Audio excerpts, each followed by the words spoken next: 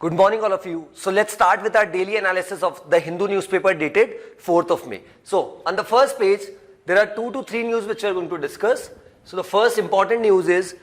no union but center ready to ease living of gay couples. So जब से यहाँ पर ये सेम सेक्स मैरिज की यहाँ पर कंट्रोवर्सी यहाँ पर स्टार्ट हुई है, फिर हम देख रहे हैं कि बहुत सारे पिटिशनर्स यहाँ पर अलग अलग हाई कोर्ट्स में यहाँ पर पिटिशंस फाइल करी थी। देन सुप्रीम कोर्ट ने यहाँ पर ये बोला था कि हम इसके लिए यहाँ पे जो भी कह सकते हैं सुनवाई है, सारी पिटिशंस है वो हमारे अंडर में लेंगे और फिर इस पर सुनवाई यहाँ पर चल रही है। अब सेंटर का यहाँ पर क्या स्टैंड रहा है कि इसमें यहाँ पे जो पार्लियामेंट है हमारी उसमें चर्चा होनी चाहिए, उसके बाद ये डिसाइड होना चाहिए कि इस पे क्या होना चाहिए, क्योंकि आज दिन तक एशिया में कोई भी ऐसा देश नहीं है जिसने जो सेम सेक्स मैरिज उसको लीगल किया है। हालांकि there is one country Taiwan, but Taiwan को ऑफिशियली यूनाइटेड नेशन ने एज ए कंट्री यहाँ पर रिकॉग्नाइज नहीं किया। अब यहाँ पे क्या हुआ है, पूरी कंट्रोवर्सी यहाँ पे चल रही है, सुप्रीम कोर्ट इसमें इंटरवीन कर रखा है, on the other hand government का अपना एक टेक है। अब यहाँ पे क्या हुआ है कि हालांकि क्योंकि कंटिन्यूअस बेसिस पे बहुत ज्यादा सोशल मीडिया पे भी चल रहा है कि सेम सेक्स मैरिज क्या भारत में लीगल किया जाएगा नहीं किया जाएगा। Same sex marriage is basically जब दो सेम कह सकते हैं तो दो मेन या फिर फीमेल वुमेन्स आपस में शादी कर ले तो उसके लिए ये सेम सेक्स मैरिज का कॉन्सेप्ट यहाँ पर आता है। तो बहुत सारे जो पिटिशनर्स हैं उनका ऐसा मानना है कि हमारे जो अधिकार है उनके लिए हम यहाँ पे लड़ाई कर रहे हैं। रीजन बीइंग क्योंकि जब हम लोगों के पास जाते हैं या हम सभी जगह अगर सपोज कहीं जाते हैं तो हमें अलग नजरों से देखा जाता है, और प्लस हमें जो ऑफिशियल डॉक्यूमेंट्स है, मैरिज सर्टिफिकेट है, अदर डॉक्यूमेंट्स है, उसमें भी काफी तकलीफ आती है। तो इस वजह से पूरी पिटिशन यहाँ पर फाइल की गई। अब यहाँ पे क्या हुआ है कि सेंटर ने यहाँ पर ये बोला है that government is proposing panel, यहां पे एक पैनल यहां पर सेटअप किया जाए। उसको कौन हेड करेगा? कैबिनेट सेक्रेटरी हमारे देश के, to look into genuine human concerns. Supreme court says it's a step forward and a big positive towards social acceptance of right of same sex couples to cohabit. That means ऐसा नहीं किया गया कि same sex marriage को यहां पर हमारे देश में लीगल किया गया, बट रादर अभी यहां पर क्या हुआ है कि क्या सुप्रीम कोर्ट ने बोला है, कमेटी बनाई है headed by the cabinet secretary, उसमें क्या बोला है to consider administrative measures for addressing genuine human concerns faced by same-sex couple in their daily lives in areas such as banking, insurance। मतलब ये जो बेसिक एमिनिटीज है, बेसिक फैसिलिटीज के लिए, बेसिक फंक्शंस जब अवेल करने के लिए इन लोगों को यहाँ पर जाना पड़ता है तो उनको यहाँ पे प्रॉब्लम्स फेस करनी पड़ती है। तो यहाँ पे सरकार ने क्या किया है कि ये सुप्रीम कोर्ट को बोला है कि हम चाहते हैं कि कमेटी यहाँ पर बनाई जाए जिसको हेड यहाँ पे यूनियन कैबिनेट सेक्रेटरी यहाँ पर करे, और वो जो भी यहाँ पर समय लिया जाए उसके बाद अल्टीमेटली डिसीजन बताए, उस कमेटी की रिपोर्ट में ये प्रदर्शित करे कि क्या हमें इसके लिए जो मेजर्स है, जो इश्यूज यहाँ पे फेस किए जा रहे हैं by the same sex couples, उनको जो लोगों के बीच में जब वो जाते हैं तब इश्यूज जो नॉर्मल फेस यहाँ पे करने पड़ते हैं, specially with respect to opening of banking account, insurance और बाकी जो इश्यूज है उनको कैटर करने के लिए यहाँ पे क्या किया गया है उसका ध्यान में रखते हुए यहाँ पे ये पूरा बनाया गया है। So as you can see हमारे ऑनरेबल जो सीजीआई है उनका भी यहाँ पर अपना टेक है। उन्होंने बोला कि एक अच्छा स्टेप फॉरवर्ड है जो यहाँ पे गवर्नमेंट ने आगे होकर इनिशिएट किया है, और अब we are only one step forward कि कहीं ना कहीं अब हम जो पूरा सेम सेक्स मैरिज को लीगल करने के प्रति जिस तरीके से हम काम कर रहे हैं, लीगल करना है नहीं करना, उसके लिए डिसीजन मेकिंग अब यहाँ पे होनी चाहिए। So the court can now go into whether same sex couple have a right to cohabit together in a normal peaceful peaceable environment in our country without facing any form of discrimination societal और otherwise. ये यहाँ पे हमारे honourable chief justice of India का यहाँ पर मानना है। Then another very important news, Go First lands in NCLT। NCLT का मतलब होता है national company law tribunal with 11,463 crore dues. So यहाँ पे एक वॉलेंट्री यहाँ पर ये स्टेप यहाँ पे लिया गया है, वॉलेंट्री डिसोल्यूशन का यहाँ पे by company by the name of Go Air. अब गो फर्स्ट। अब यहां पर अगर बात की जाए बेसिकली हुआ क्या है कि पिछले कुछ समय से अगर हम देखें तो गो फर्स्ट की स्थिति पिछले कुछ सालों में उनके जो ओवरऑल प्रॉफिट्स है उनमें कमी देखने को मिली है, और इसी वजह से यहां पे गो फर्स्ट ने क्या किया है, खुद ही यहां पर सॉल्वेंसी के लिए यहाँ पर वॉलेंट्री सॉल्वेंसी के लिए यहाँ पर डिक्लेयर किया, किसके पास चले गए हो, नेशनल कंपनी लॉ ट्राइब्यूनल के पास। अब ये पूरा इशू कहां से ये सरफेस होता है, अगर हम देखें आज के समय में एक बहुत बड़ा ह्यूमंगस टास्क है कि अगर आप एविएशन सेक्टर में काम कर रहे हैं या आप एयरलाइन इंडस्ट्री में, तो बहुत सारे चैलेंजेस यहां पर रहते हैं। और स्पेशली बिकॉज ऑफ कोविड जब हमने देखा लगभग 2 साल तक पूरा टूरिज्म यहां पर बंद था, उसको इंडस्ट्री को रिवाइव करने के लिए यहां पर गवर्नमेंट कोशिश कर रही है। लेकिन अब यहां पर ये क्या हो गया कि गो फर्स्ट के द्वारा यहां पर वॉलेंट्री बैंकरप्सी यहां पर फाइल की गई to NCLT, national company law tribunal. इसकी कहानी ऐसी है कि बेसिकली हुआ क्या कि जैसा मैंने आपको बताया कंटिन्यूस बेसिस पे लॉसेज में यहां पर चल रहे थे, और आज की सिचुएशन ये है कि इनका बैंकरप्ट होने का सबसे बड़ा रीजन है, there is one company that is by the name of, यहां पे सिंगापुर की एक कंपनी है, नॉट सिंगापुर की, यूएस बेस्ड कंपनी है, that is Pratt and Whitney. Basically हुआ क्या, प्रैट एंड विटनी एक यूएस बेस्ड कंपनी है जिनसे ये जो कंपनी है दैट इज गोफर्स, ये इंजन्स खरीदती थी, बट यहां पर इंजन्स की प्रॉपर्ली यहां पर डिलीवरी नहीं हो पाई, और ओवरऑल अगर हम देखें गोफर्स के जो फ्लीट है उसमें लगभग 59 एयरप्लेन्स है, जिसमें 55 एयरप्लेन्स के लिए इनको इसकी रिक्वायरमेंट थी, दैट इज जो इंजन्स है, क्योंकि जैसे जैसे एयरलाइंस यहां पर पुरानी होती जा रही है, उनको नए इंजन्स की जरूरत है, उनको रिफर्बिश्ड इंजन्स की जरूरत है, तो उसके लिए उन्होंने यहां पर टाई अप किया था किसके साथ, प्रैट एंड विटनी के साथ। बट पीडब्ल्यू जो कंपनी यहाँ पे प्रैट एंड विटनी, उन्होंने जो अपनी जो कहीं ना कहीं जो कॉन्ट्रैक्ट था उस एग्रीमेंट को यहाँ पर कहीं ना कहीं फुलफिल नहीं किया, और उसी का आज ये परिणाम है कि यहाँ पे स्थिति, यहाँ पर फाइनेंशियल कंडीशन यहाँ पर बहुत खराब हो रखी है गो फर्स्ट की। इसी वजह से फाइनली उन्होंने बैंक्रप्सी का यहाँ पर डिसीजन लिया है, और इवन यहाँ पे उन्होंने नॉन कंप्लायंस के लिए केस भी फाइल किया है in the Singapore arbitration against this PW company Pratt and Whitney. अब यहाँ पे पूरी सिचुएशन क्या है, लगभग यहाँ पे ओवरऑल इनके एसेट्स कम है, लाइबिलिटीज ज्यादा है, और 11,463 करोड़ का यहाँ पर ओवरऑल लॉसेज है। और अब यहाँ पे कोशिश की जा रही है कि जल्द से जल्द ये जो एविएशन सेक्टर में जो इश्यूज आ रहे हैं, क्योंकि पहले भी हमने देखा था जेट एयरवेज ने जिस तरीके से 2019 में यहाँ पे बैंक्रप्सी यहाँ पर फाइल करी, तो आज भी जेट एयरवेज फिर से रिवाइव नहीं कर पाई है। तो इसी वजह से यहाँ पे फिर से एक और कंपनी का जो एविएशन सेक्टर में है उसमें यहाँ पर इस तरीके का डिसीजन यहाँ पर लेना अल्टीमेटली सिविल एविएशन सेक्टर के लिए अपने आप में बहुत बड़ा चैलेंज है, क्योंकि अभी तक अगर हम देखें तो हमारे यहाँ पे certain low cost airlines as well which are working. IndiGo है यहाँ पे जो इसका सबसे बड़ा मार्केट शेयर है भारत में, देन फॉलोड बाय अगर हम विस्तारा के देखें, या इंडिगो के बाद लगभग जिसका मोर देन 50% शेयर है, 11% कुछ का शेयर यहाँ पे गो फर्स्ट का आता था in the low cost airlines. But जैसे यहाँ पे ये बैंक्रप्सी यहाँ पर फाइल हुई, तो उसके बाद यहाँ पे जो पूरी इंडस्ट्री उसमें यहाँ पर कहीं ना कहीं मैसेज गया कि किस तरीके से आने वाली सिचुएशन में जो प्लेयर्स ऑलरेडी, क्योंकि एविएशन सेक्टर में अभी हमने देखा रिसेंटली जिस तरीके से एयर इंडिया का एक्विजिशन यहाँ पर टाटा ग्रुप ने किया, और Tata is trying to be become a big player, Tata is already having stake in Vistara and Air Asia. तो ऐसे में यहाँ पर ये जो दूसरी कंपनीज है उनका किस तरीके से यहाँ पर टेक रहेगा, कैसे यहाँ पर ये अपने जो फाइनेंशियल ऑब्लिगेशन है उनको फुलफिल कर पाएंगे, ये अपने आप में बहुत बड़ा चैलेंज हो रहा है। उसी का बेस्ट एग्जाम्पल है यहाँ पे जिस तरीके से यहाँ पे गो फर्स्ट ने एनसीएलटी के पास गया वॉलंटरीली और बैंक्रप्सी यहाँ पर फाइल करी because of non payment of dues. Then यहां पे एक न्यूज आ रही है that is very very important about this Russia Ukraine war. क्या न्यूज ये बोल रही है, Ukraine sent drones to target Putin set by Russia. So यहां पे यूक्रेन के द्वारा कह सकते हैं कि ऐसा रशियन जो एजेंसीज है उनका ऐसा मानना है, रशियन गवर्नमेंट का ऐसा मानना है कि यूक्रेन के द्वारा अभी क्या किया गया, हमारे देश के जो प्रेसिडेंट है दैट इज रशिया के जो प्रेसिडेंट है मिस्टर पुतिन, उनको अटैक करने के लिए जो क्रेमलिन है वहां की संसद उसके ऊपर यहां पे अटैक किया गया। और जैसे यहां पर ये स्टेप हुआ, यहां पे यूक्रेनियन अथॉरिटीज ने साफ मना कर दिया कि ऑन वन साइड जब हम वॉर यहां पे लड़ रहे हैं, जिस तरीके की सिचुएशन यहां पर हो रही है, रशियन अग्रेसिवनेस को हम यहां पे कहीं ना कहीं काउंटर कर रहे हैं, ऐसे में हमारे द्वारा बिल्कुल नहीं किया गया, और ये जानबूझ के हमारी इमेज को और खराब करने की कोशिश यहां पे रशियन फोर्सेस के द्वारा की जा रही है। और ये जो पूरी न्यूज है कि जिस तरीके से जो 2 ड्रोन है हमारे द्वारा यहाँ पर कहीं ना कहीं ड्रोन अटैक्स यहाँ पर किए गए, ऐसा रशियन अथॉरिटीज का मानना है, वो सरासर गलत है। और रशियन अथॉरिटीज का ऐसा मानना है कि 2 ड्रोन जो क्रेमलिन पे यहाँ पर अटैक कर रहे थे उनको हमने यहाँ पर नेस्तनाबूद यहाँ पर कर दिया है इन द करंट सिचुएशन। इसी वजह से ये जो वॉर है फिर से आपस से इसके बारे में न्यूज यहाँ पर सब जगह आने लग गई है। देन इसके बारे में हालांकि हम स्टेट पेज में ही पढ़ेंगे। Scuffle breaks out between wrestlers and Delhi police. So this news basically जो अभी यहाँ पे रेसलिंग फेडरेशन ऑफ इंडिया और जो गवर्नमेंट के बीच में इश्यूज चल रहे हैं, रेसलिंग फेडरेशन ऑफ इंडिया और जो इसको यहाँ पे सेंटर की बैकिंग है, और ऑन द अदर हैंड जिस तरीके से यहाँ पे there are certain sports players उनके द्वारा प्रोटेस्ट किया जा रहा है। प्रोटेस्ट क्यों किया जा रहा है, उनका ऐसा मानना है कि रेसलिंग फेडरेशन ऑफ इंडिया के जो चीफ है बृजभूषण सिंह, उनके द्वारा सेक्सुअल अब्यूज यहाँ पर किया जाता है, और उसी वजह से यहाँ पे पहले भी हमने देखा था in the month of January ये प्रोटेस्ट यहाँ पर हुआ था, अब फिर से यहाँ पे प्रोटेस्ट हो गया। अब यहाँ पे प्रोटेस्ट इस तरीके से यहाँ पर हुआ है कि यहाँ पे कुछ प्रोटेस्टर्स की, कुछ स्पोर्ट्स प्लेयर की और दिल्ली पुलिस का की यहाँ पर झड़प हो चुकी है, और उसमें कुछ एक लोगों को यहाँ पर चोट भी आई है। तो उसको और हम अच्छे से स्टेट न्यूज में यहाँ पर पढ़ेंगे कि किस तरीके से आम आदमी पार्टी के एमएलए जब से वहाँ पे गए सोमनाथ भारती, उसके बाद ये इशू यहाँ पे फिर से बढ़ने लग गया। देखिए Scuffle breaks out between protesters, police at Stir site. So as you can see, the scene at Jantar Mantar where a scuffle broke out late on Wednesday night between policemen and wrestlers. So basically यहाँ पर हुआ क्या है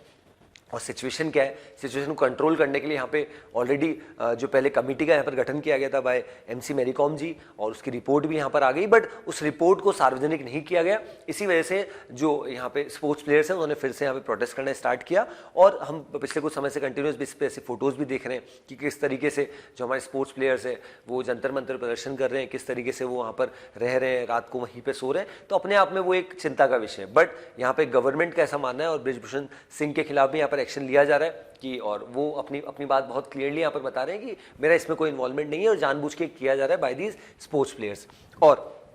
इसी के बाद जैसे मैंने आपको बताया कि अभी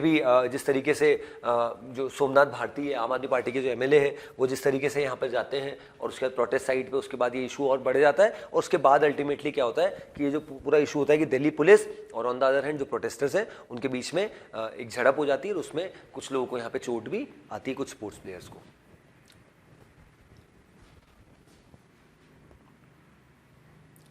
ओके, चलिए आगे बढ़ते।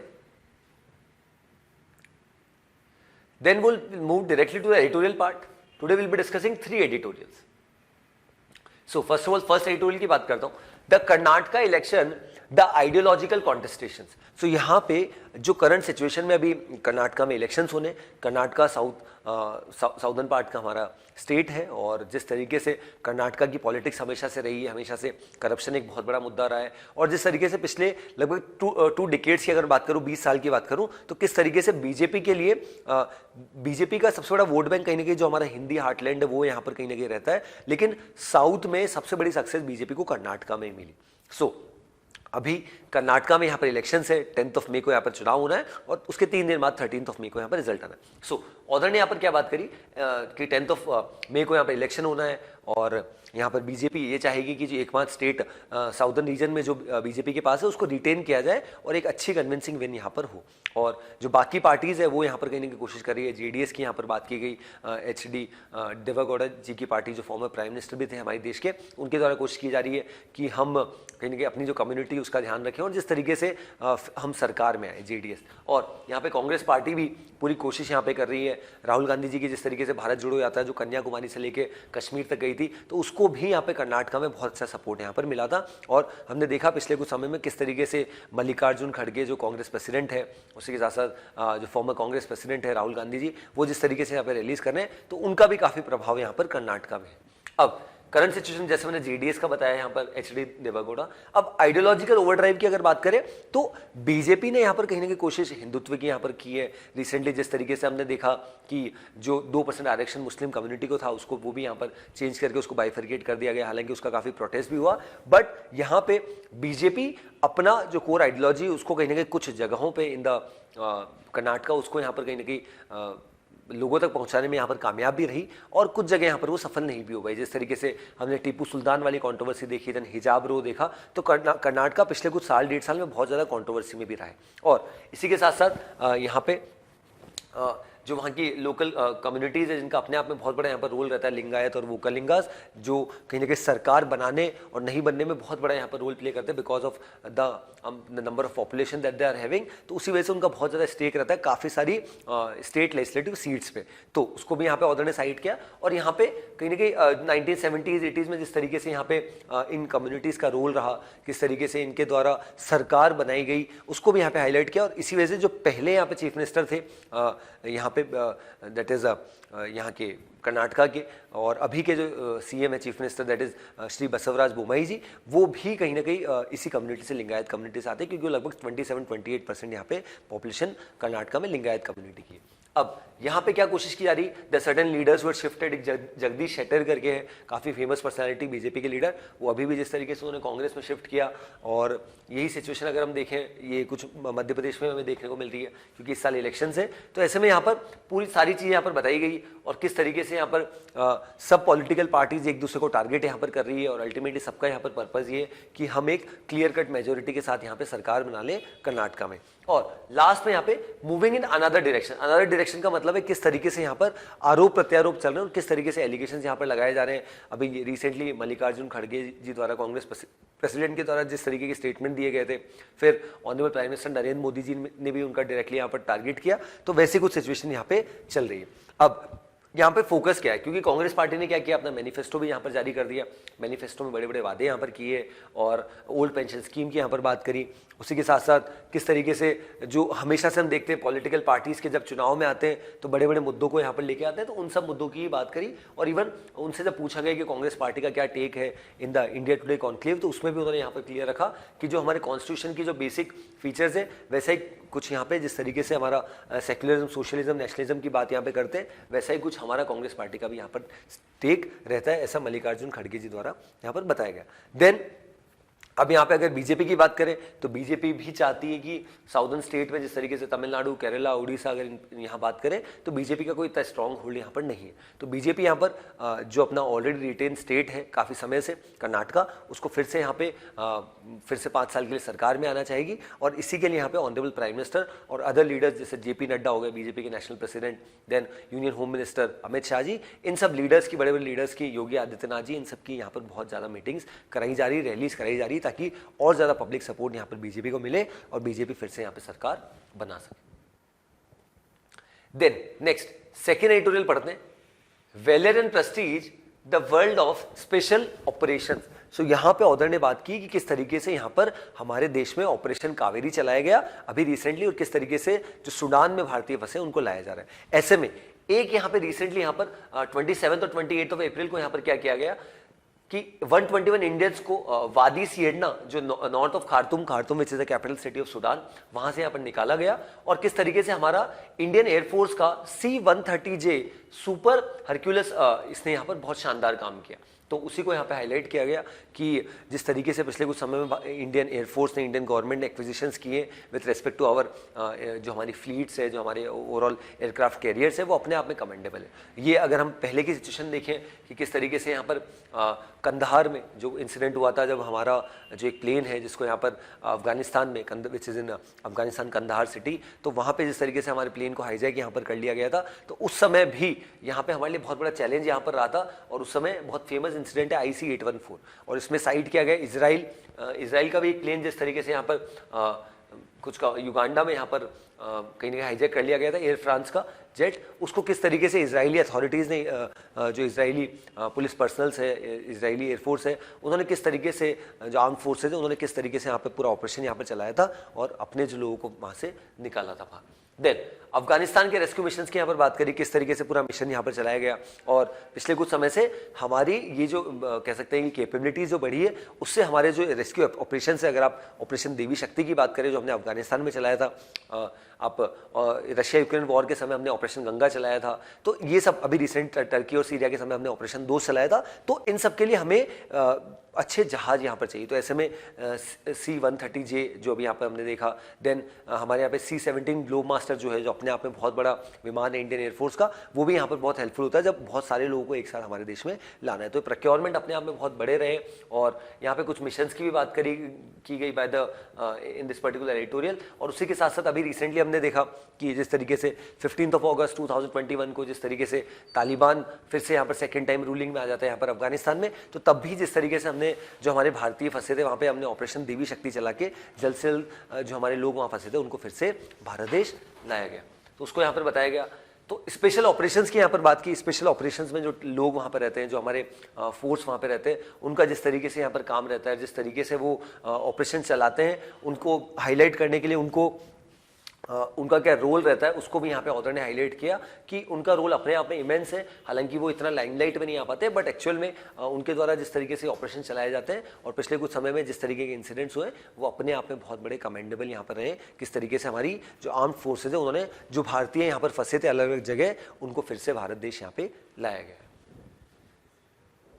Then next another editorial will be discussing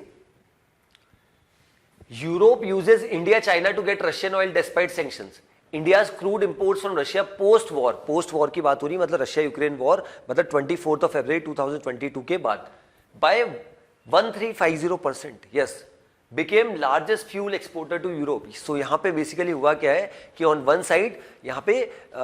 जो वेस्टर्न गवर्नमेंट्स है, यूरोपियन कंट्रीज, उन्होंने सैंक्शंस लगा दिए कि कोई भी यहाँ पर रशिया से ऑयल नहीं खरीदेगा. Now what these countries are doing, क्योंकि ओवरऑल वर्ल्ड में जितना ऑयल का, क्रूड ऑयल का यहाँ पर एक्सपोर्ट होता है उसमें 10% कॉन्ट्रीब्यूशन यहाँ पर रशिया का है. तो अब यहाँ पे क्या किया जा रहा है कि इन कंट्रीज के द्वारा डायरेक्टली रशिया से नहीं खरीदा जा रहा, बट इंडिया ने अपना ओवरऑल जो इंपोर्ट है रशिया से क्रूड ऑयल का वो बढ़ा दिया है. और हमारे देश में जो रिफाइनरीज है, नायरा एनर्जी, रिलायंस, या जो जामनगर में हमारे यहाँ सबसे बड़ी जो रिफाइनरी है, उसके थ्रू हम क्या कर रहे हैं, बहुत ज़्यादा मात्रा में यहाँ पे एक्सपोर्ट कर रहे हैं कहाँ पे, यूरोपियन कंट्रीज को, और वहाँ की जो डिमांड है उसको फुलफिल कर रहे हैं. इसी वजह से भारत का, चाइना का जो ओवरऑल इंपोर्ट है वो यहाँ पर बहुत बढ़ चुका है, और उसी के लिए यहाँ पे कोशिश की जा रही है. But this clearly shows the double standards of these countries like European countries ki on one side they are saying that we are not going to procure these crude oil from Russia, and on the other hand they are purchasing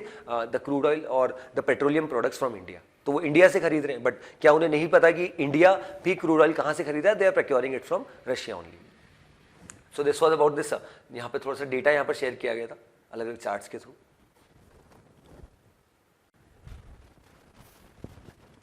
चलिए आगे बढ़ते हैं.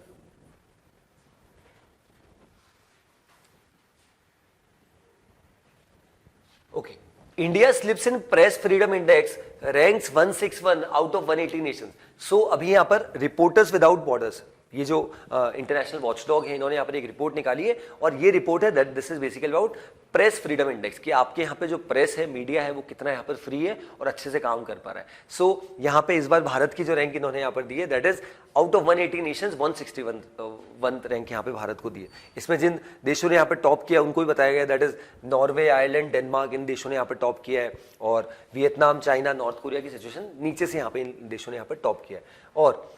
Even अगर हम देखें पाकिस्तान की rank हमसे better है, मतलब 150th रैंक यहाँ पे पाकिस्तान को दी गई है, बट हमारे देश को यहाँ पर रैंक 161 दी गई. तो क्या भारत ने इसको एक्सेप्ट किया? नहीं. हमने पहले भी देखा, समय समय पे बहुत सारी रिपोर्ट्स ऐसी आती है जिसमें जानबूझ के भारत की रैंक को यहाँ पर नीचे रखा जाता है. इसके अगर कुछ एग्जाम्पल्स देखें तो हमने ग्लोबल हंगर इंडेक्स देखा था, जब यहाँ पे उसमें ऐसा बताया गया था कि भारत की रैंक ग्लोबल हंगर इंडेक्स में पाकिस्तान, अफगानिस्तान, श्रीलंका से खराब है, और इन देशों को तो अनाज, अफगानिस्तान को अनाज हम लोग दे रहे थे. और अब यहाँ पे क्या किया गया, प्रेस फ्रीडम इंडेक्स में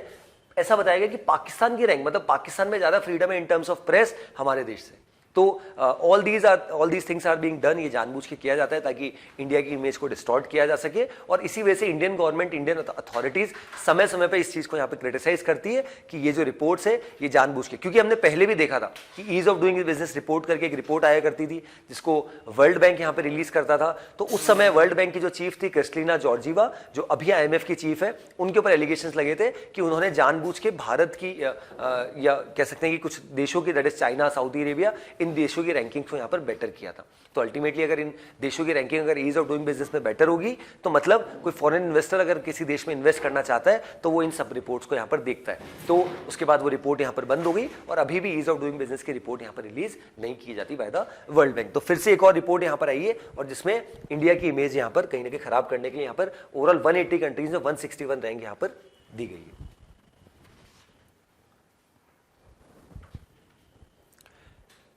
Then next news, Supreme Court questions government on third extension given to ED Chief Mishra. So यहाँ पर जो हमारे एनफोर्समेंट डायरेक्टरेट के जो चीफ है संजय कुमार मिश्रा जी, उनको तीसरी बार यहाँ पर क्या किया गया है, एक्सटेंशन दिया है, उसी के बारे में न्यूज है. बेसिकली होता क्या था कि हमारे देश में जो ED के जो चीफ है उसका, उनका जो टेन्योर होता था उसमें ऐसा लिखा रहता था, it should not be more than 2 years, कि 2 साल से ज्यादा नहीं होना चाहिए. लेकिन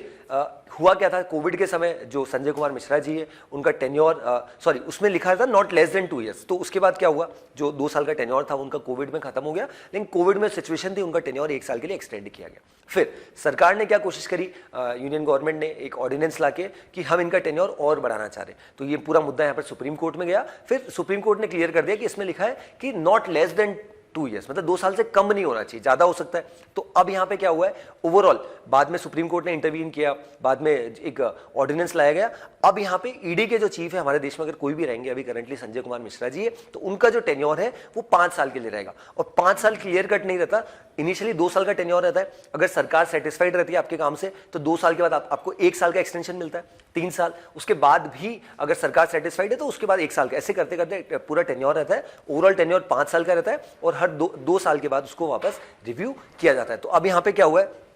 सुप्रीम कोर्ट ने क्वेश्चन किया है कि संजय कुमार मिश्रा जी को तीसरी बार एक्सटेंड कर दिया गया as a enforcement directorate chief. Then Jaishankar to hold talks with Chinese Russian ministers today. तो यहाँ पे रशिया और चाइना इन देशों के मीटर्स, क्योंकि अभी इस साल ना केवल हम G20 के प्रेसिडेंट है बट इवन SCO के भी प्रेसिडेंट है। SCO का मतलब होता है शांघाई कोऑपरेशन ऑर्गेनाइजेशन, और इसकी मीटिंग्स अभी आने वाले समय में होने वाली। अब यहाँ पे क्या हो रहा है कि गोवा में जो SCO के जो फॉरेन मिनिस्टर्स हैं उनकी यहाँ पर मीटिंग होनी है, और उसमें काफ़ी समय बाद जो पाकिस्तान के जो current foreign minister Bilawal Bhutto, along with Russia के जो फॉरेन मिनिस्टर है सर्जी लेवरोव, और चाइना के जो फॉरेन मिनिस्टर है वो भी यहाँ पर भारत आने। तो ये बहुत इंटरेस्टिंग होगा किस तरीके से पूरी मीटिंग होनी है, और specially with respect to Russia Ukraine war, और specially with respect to the situation which has been going on in the world currently, और जिस तरीके से यहाँ पर करंट सिचुएशन में पाकिस्तान का टेक रहा है ऑन इंडिया, तो ये all these things are going to be quite crucial with respect to this particular meeting which is going to held in Goa.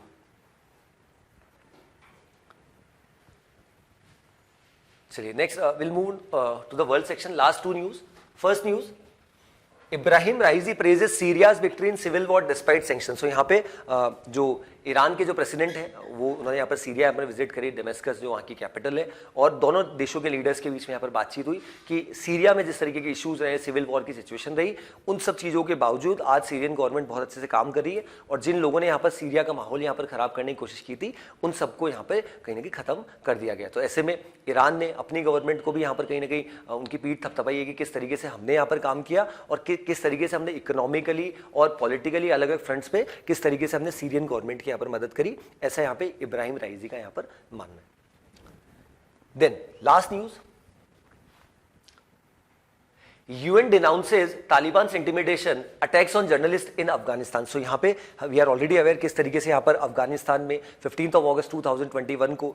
Taliban फिर से, दैट इज सेकंड टाइम यहाँ पे पावर में आ गया। उसके पहले हमने देखा था फ्रॉम 1996 टू 2001, यहाँ पे लगभग 6 साल के लिए तालिबान ऑलरेडी यहाँ पर पावर में था। तो ये सेकेंड इंस्टांस यहाँ पे हुआ, लेकिन तालिबान जब से यहाँ पर पावर में आया हमने देखा कि वहाँ पे जो वुमेन्स हैं उनके साथ एट्रोसिटीज़ बहुत ज़्यादा बढ़ चुकी है, और जो छोटी छोटी बच्चियाँ हैं उनको स्कूल जाने के लिए यहाँ पर मना कर दिया गया, और कुछ वुमेन्स जर्नलिस्ट जो यहाँ पे काम कर रही थी मीडिया हाउसेज में उनको भी यहाँ पे जॉब से निकाल दिया गया, उनको डिसअलाउ कर दिया ये सब करने के लिए, जॉब करने के लिए। तो अब यहाँ पे क्या किया, यूनाइटेड नेशंस ने इस पर इंटरवीन किया है, और किस तरीके से कंटिन्यूस बेसिस पे यहाँ पे अटैक्स किए जा रहे हैं ऑन जर्नलिस्ट, उसको यहाँ पे कंडेम किया है by the UN authorities. So this was about this news. Okay, so herein I conclude with today's session. I hope the session was insightful. That's all from my side. Thanks for watching.